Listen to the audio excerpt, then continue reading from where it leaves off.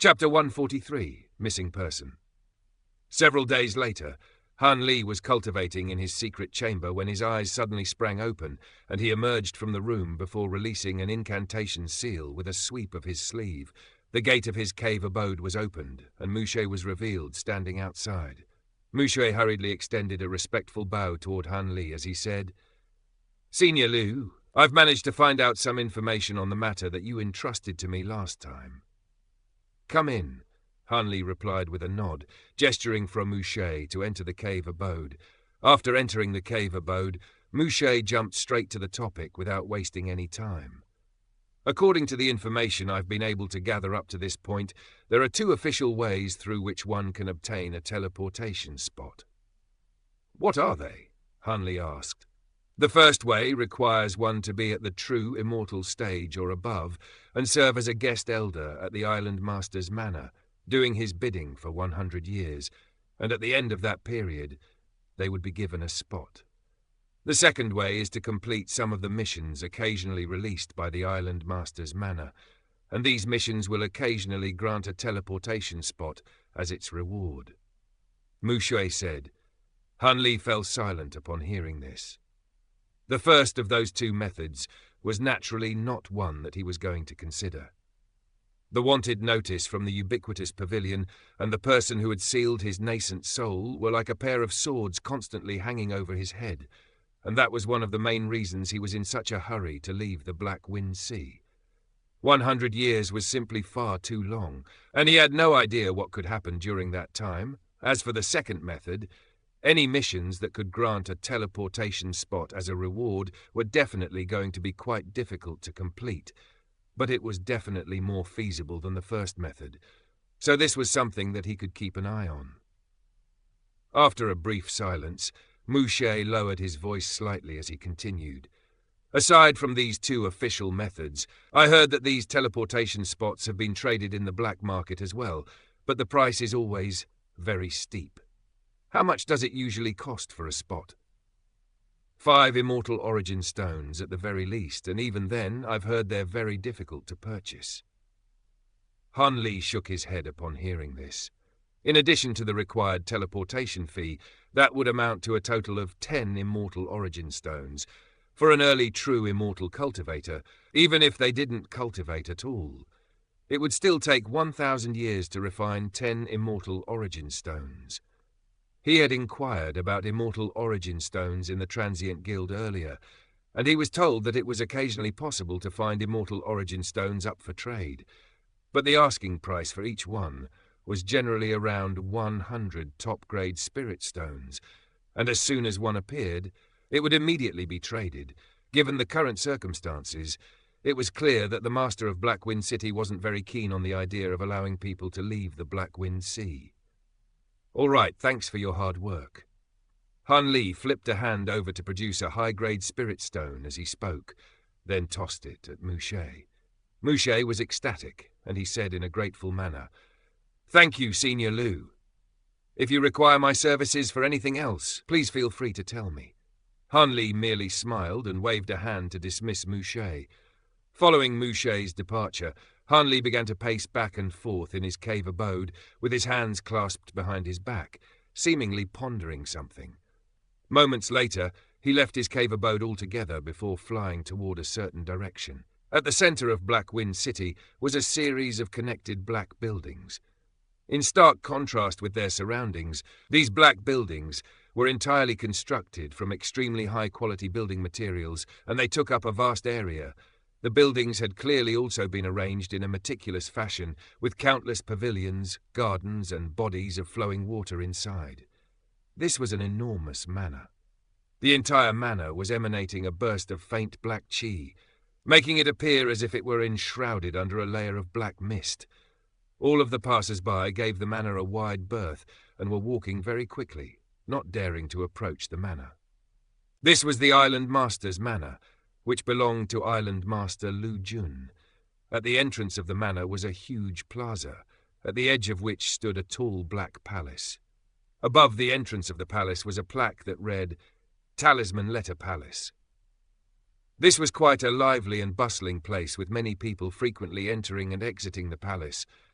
All of the visitors were at least at the body integration stage, and the occasional Grand Ascension cultivator could be seen as well. A streak of azure light shot forth from afar, then landed outside the palace to reveal Han Li. He took a glance at the palace before him, then made his way inside. The palace was rather empty, with only a blue stone wall that was over 100 feet tall standing at its very center, upon which was inscribed some lines of text. A pair of black-robed men were standing on either side of the palace, and, judging from their attire, they seemed to be serving the island master's manor. At this moment there were around a dozen cultivators littered throughout the palace, looking up at the stone wall, and there were also some familiar acquaintances among them discussing the missions on the wall. Han Li drew to a halt near the stone wall before looking up at it to find that it was laden with around 20 to 30 missions, all of which were accompanied by clear descriptions and rewards. Han Li immediately began searching for missions that granted teleportation spots as their reward, and he quickly found two, one of which was to search for a spirit material known as Azure Radiance Jade, while the other required one to be at or above the true Immortal stage and oversee an island for 100 years. Han Li's brows furrowed slightly upon hearing this. He had read about Azure Radiance Jade in scriptures on Darkvale Island, so he knew that it was a spirit material that was said to contain the power of laws, so that definitely wasn't going to be easy to find. Even if he could track down this spirit material, he would have to ponder whether it was worth exchanging it for a teleportation spot. As for the other mission, that required 100 years to complete, so it was definitely not something that he was going to consider. Right as a hint of disappointment appeared in his eyes, he suddenly spotted something that caught his attention. There was a rather special mission at the very top of the stone wall, and it required one to search for a missing person. But the identity of the missing person wasn't specified. The reward for this mission was massive, and anyone who completed it would be able to state a request to the island master to be fulfilled, as long as it was within reason. The mission had only been released not long ago, and there was a note attached to it, stating that only those at or above the true Immortal stage could take on the mission. A contemplative look appeared in Han Li's eyes. This was a rather mysterious mission, and it didn't look like it was going to be easy to complete, but it was definitely more feasible than the other two missions. After some contemplation, he began to approach the stone wall. One of the black-robed men extended a salute toward Han Li, then asked in a respectful voice, "Would you like to take on a mission, Senior?" "I'll take on this mission. Are there any more details available?" Han Li asked as he pointed at the mission. Everyone around him immediately turned their attention to him with different looks on their faces. The black-robed man's eyes immediately lit up, and he began to make his way out of the palace while gesturing for Han Li to follow along. "Please come with me, Senior." "Does that mean he's a true Immortal cultivator?" "That should be obvious. The fact that he dares to take on this mission clearly indicates that he's a true Immortal. I've never seen him before, so he's most likely not from the city." As Han Li and the black-robed man made their way out of the palace, everyone erupted into spirited discussion. There were countless cultivators gathered on Black Wind Island, but true Immortals were still exceedingly rare in the Black Wind Sea, and no one had expected such an unremarkable-looking young man to be a true Immortal. Han Li paid no heed to the chatter behind him as he followed the black-robed man toward the island master's manor. The guards at the entrance of the manor granted them free passage, and after passing through a series of winding corridors, they arrived in a large hall. At this point, there were already around a dozen people gathered in the hall. Upon hearing the sound of footsteps, most of them turned to glance at Han Li for a moment, then averted their eyes again. All of these people were giving off enormous auras, clearly indicating that they were true Immortals as well. Han Li didn't display any outward reaction to this, but internally he was rather taken aback to discover that there were so many true Immortals on Black Wind Island. "Please take a seat and wait here, Senior. Someone will be here to deliver a debriefing on the mission soon," the black-robed man said. Han Li nodded in response. then found a place to sit in the hall. An azure-robed attendant approached him before offering him a cup of spirit tea that was giving off a delectable aroma. Han Li raised the teacup to his lips, taking the opportunity to size up the other people in the room. It was clear that they had taken on the same mission as him, and their cultivation bases were also all quite similar to his. Most of them were seated on their own with no verbal communication taking place, and some had even already closed their eyes to meditate. However, not everyone was on their own. There were 3 people seated next to one another in a rather conspicuous spot in the hall, and the trio consisted of a burly and imposing man, a young woman with a black veil over her face, and a thin young man, all of whom were chatting amicably with one another. "Greetings, fellow Taoist. My name is Guan Yong."